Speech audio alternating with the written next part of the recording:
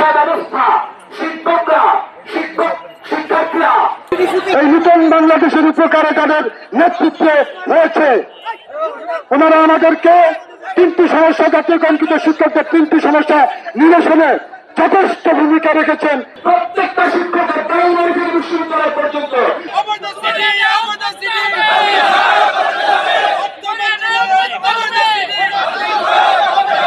এই সমাবেশের উদ্দেশ্য হচ্ছে আমাদের জাতীয়করণকৃত শিক্ষকরা তিনটে সমস্যার মধ্যে পড়ে আছে।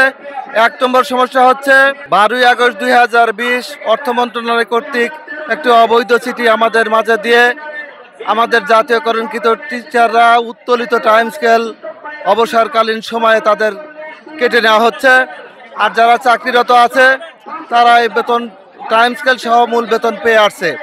2 নম্বর হলো 50% অর্থাৎ কার্যকাল চাকরিকালের ভিত্তিতে জ্যেষ্ঠতা প্রদান করতে হবে। 3 নম্বর হলো বাদ পড়া প্রধান শিক্ষক যারা গেজেটভুক্ত হতে পারে নাই তাদেরকে গেজেটভুক্ত করতে হবে। উন্নত বিশ্বে যেখানে প্রাথমিক শিক্ষকদের সব থেকে বেশি সুযোগ সুবিধার মধ্যে অন্তর্ভুক্ত করা হয়, সেখানে আমাদের দেশের শিক্ষকদেরকে আর্থিক এবং নানা ধরনের সুবিধাদির ক্ষেত্রে অনেক কমতিতে রেখে নানা ধরনের দুশ্চিন্তা এবং বৈষম্যের মধ্যে তাদেরকে ফেলে রাখা হয়েছে। আমরা আমাদের শিক্ষকদের 3 দফা দাবির সঙ্গে সংহতি ব্যক্ত করছি।